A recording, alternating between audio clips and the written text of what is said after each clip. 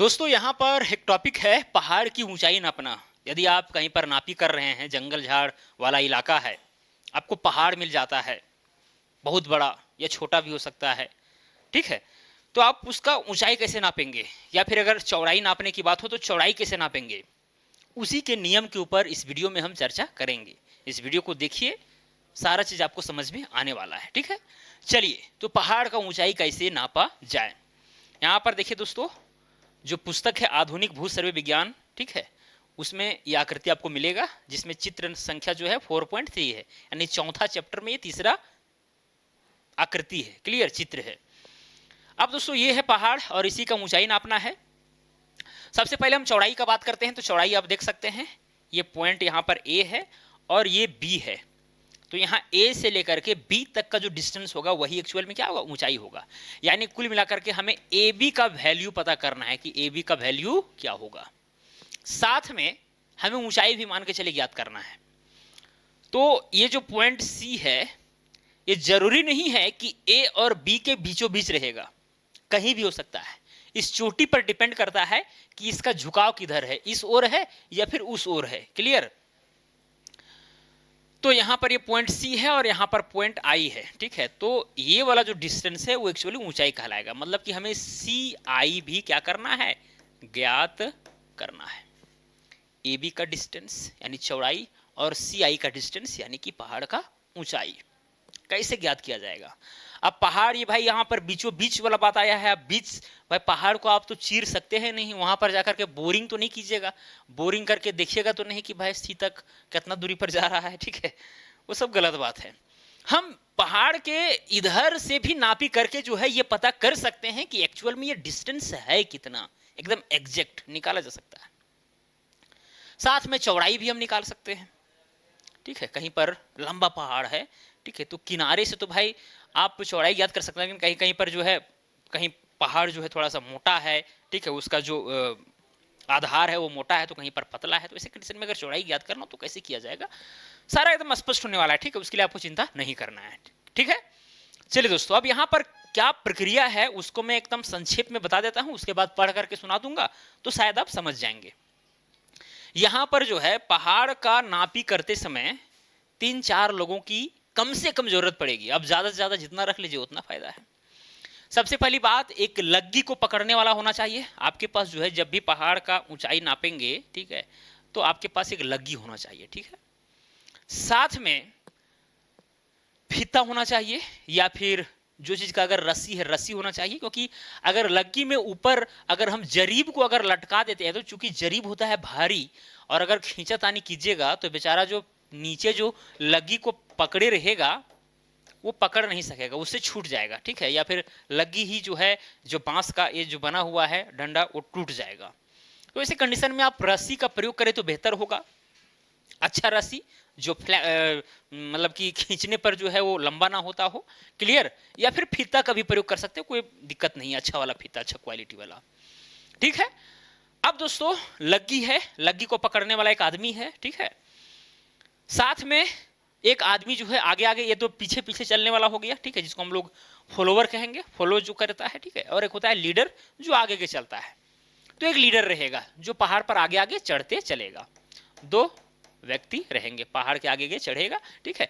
यहां पर क्या करना है, फीता बांध देना है।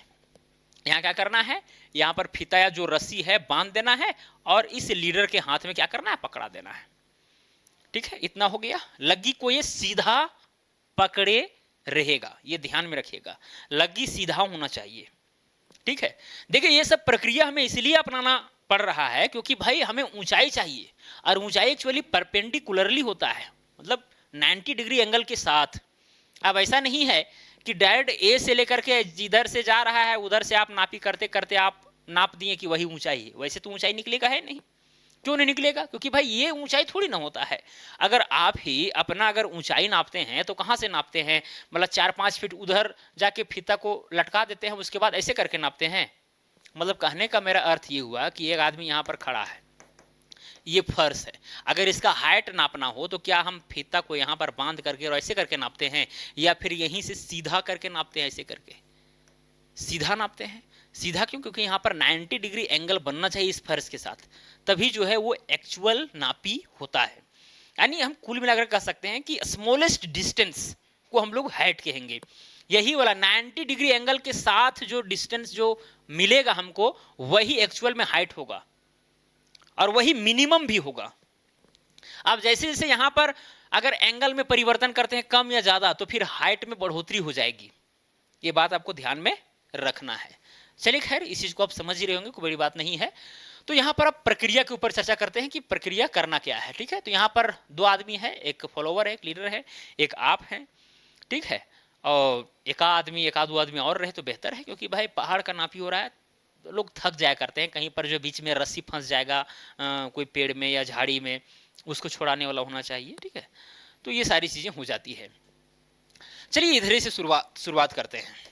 क्या करना है, बी जो है लग्गी, आवश्यकता अनुसार जितना भी लंबा लग्गी हो, लग्गी को जो है एकदम सीधा खड़ा करेगा बी के ऊपर। ठीक है, बी से लग्गी खड़ा किया, के तक लग्गी गया, यहां ये पॉइंट बी रहेगा और यहां पर पॉइंट के है। ठीक है, अब यहां से रस्सी तान करके जो लीडर है वो यहां आ जाएगा और वो रस्सी को भी जो है एकदम सीधा खींचेगा।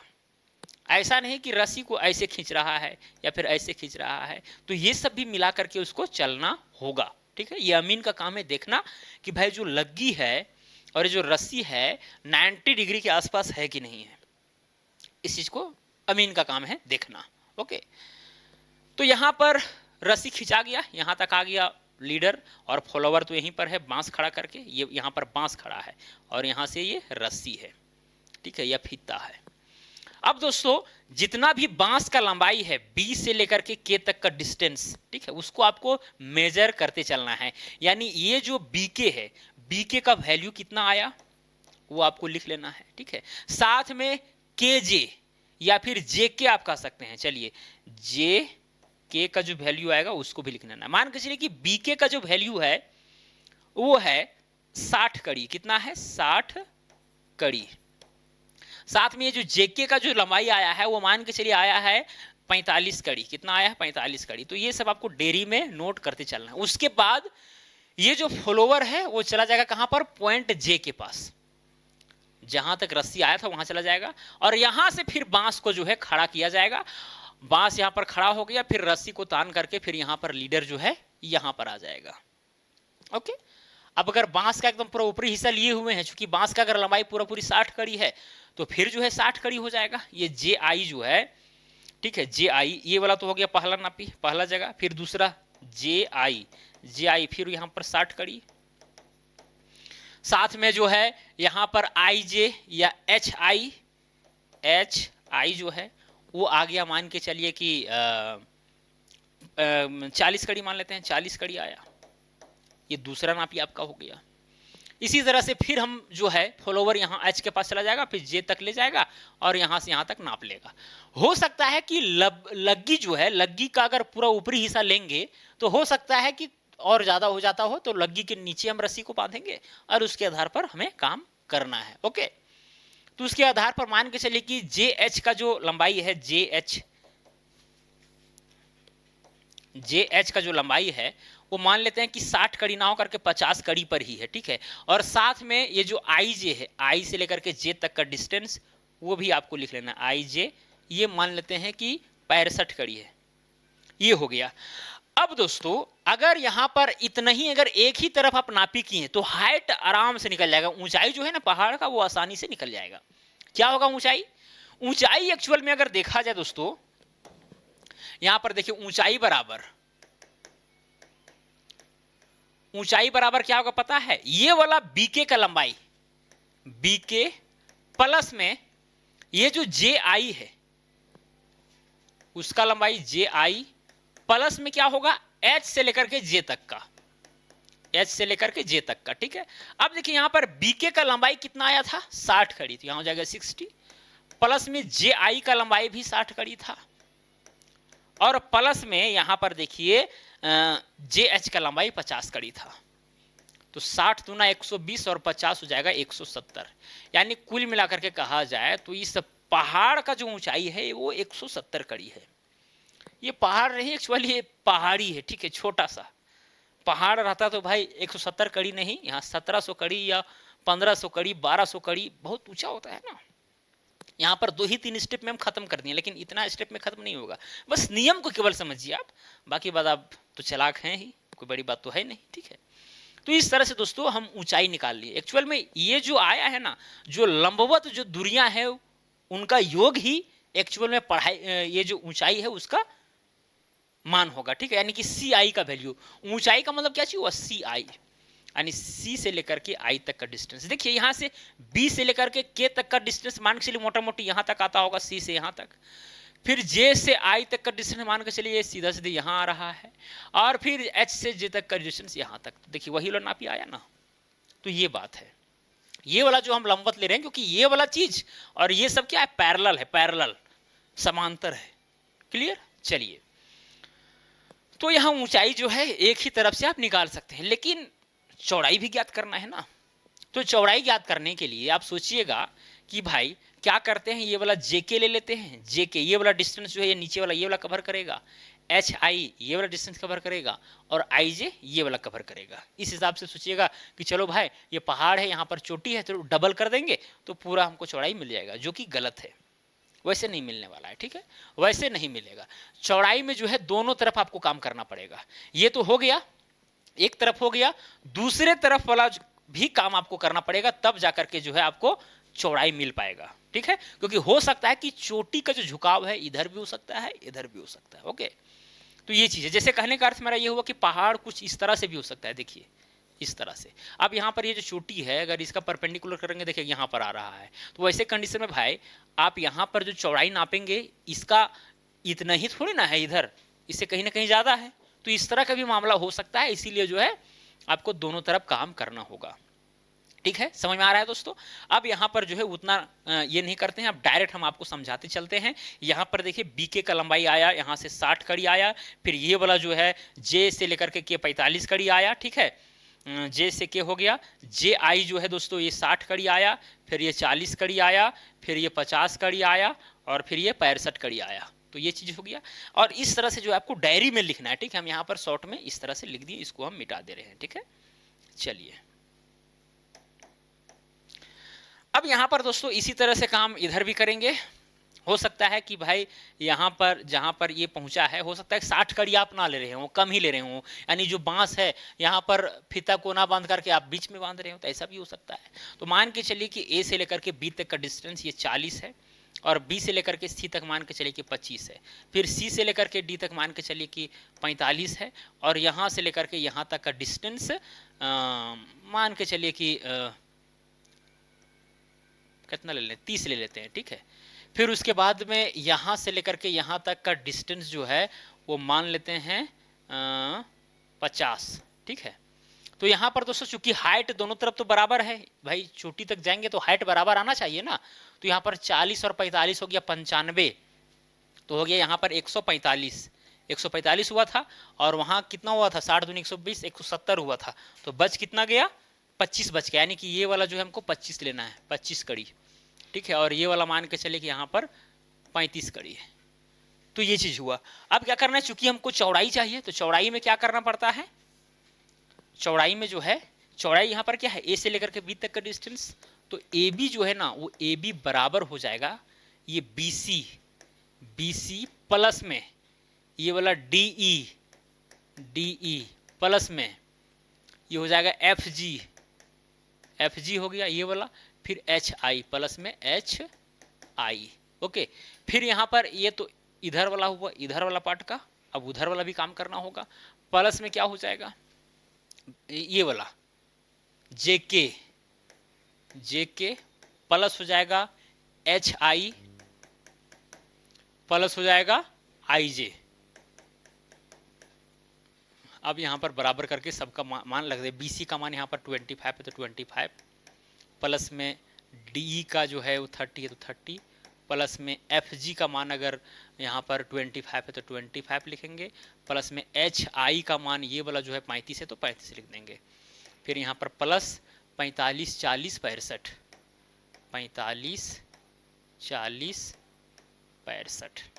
अब सबको ऐड कर दीजिए, यहाँ पर 5 5 10, 5 15 20 और 5 25 के 5 हाथ में बच गया 2, तो 6 2 हो जाएगा 8, 8 4 12, 12 4 16, 16 3 19 और 2 21, 21 और 3 24 और 2 26, यानी 265 कड़ी आया।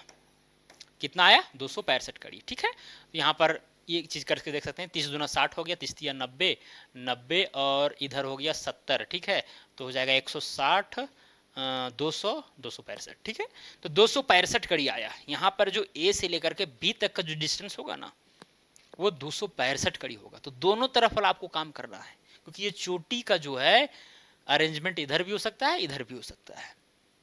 क्लियर? चोटी जो एकदम सबसे टॉप पर मौजूद हो, तो ऐसा नहीं जरूरी है कि वो बीचों बीच हो, अगल बगल भी हो सकता है। इसीलिए मैं ऐसा कह रहा हूं कि अगर चौड़ाई निकालने की बात हो तो दोनों तरफ आपको काम करना पड़ेगा, तब जाकर के चौड़ाई निकलेगा।